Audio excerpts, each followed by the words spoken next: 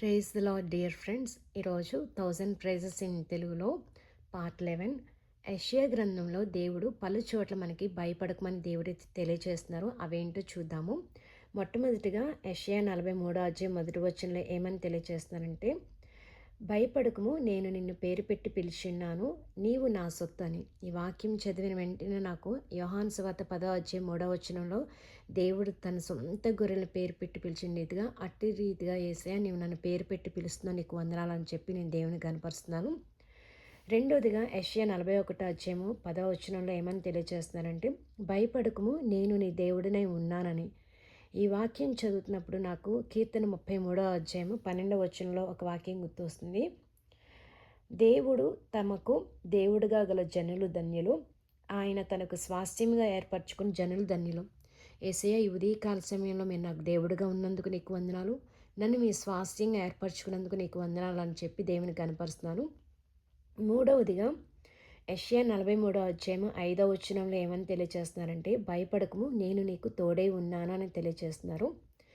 నాలుగవదిగా యెషయా 41వ అధ్యాయం 13వ వచనంలో ఏమని తెలియజేస్తున్నారంటే, నీ దేవుడినైన యెహోవానగు నేను, భయపడకము, నేను నీకు సహాయం చేసేదనని చెప్పుచు నీ కుడి చేతిని పట్టుకొనిచున్నానని. ఈ వాక్యం చదివిన వెంటనే ప్రతి ఒక్కరూ ద్వితీయోపదేశకాండం 33వ అధ్యాయం 26వ వచనం చదవండి. అక్కడ ఏమనుందంటే, నేను నీకు సహాయం చేయడానికి ఆకాశ వాహనుడై వచ్చును అని సెలవిస్తున్నారు.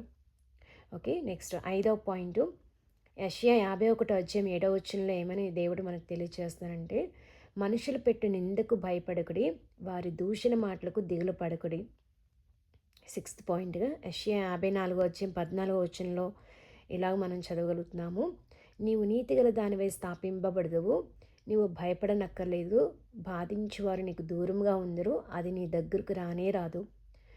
7th పాయింట్గా యెషయా 44వ అధ్యాయం 8వ వచనంలో ఏమని సెలవిస్తున్నారంటే, మీరు వెరవకుడి, భయపడకుడి. నెక్స్ట్ ఏమనుందంటే, మీరు నాకు సాక్షులు, నేను తప్ప వేరొక దేవుడు ఉన్నాడా, నేను తప్ప ఆశ్రయదుర్గం ఏదీ లేదు, ఉన్నట్టుగా నేను ఎరగనని చెప్తున్నారు. దేవుడు మనకు ఆశ్రయదుర్గంగా ఉన్నందుకు నీకు వందనాలు, భయపడొద్దని చెప్పి దేవుడు మనకు తెలియజేస్తున్నారు. నెక్స్ట్ యెషయా 35వ అధ్యాయం 4వ వచనంలో ఏమని తెలియజేస్తున్నారంటే, తత్తరిల్ల హృదయాలతో దేవుడు భయపడొద్దు అని తెలియజేస్తున్నారు. నెక్స్ట్ సడలైన చేతులకు బలపరచడానికి దేవుడు తెలియజేస్తున్నారు. దేవునికి సమస్త మహిమ, ఘనత, ప్రభావం కలుగును గాక. క్రీస్తునందు మీ ప్రియ సహోదరి Jayasheela Errapothu. Dear friends, thank you so much for listening. Have a nice day.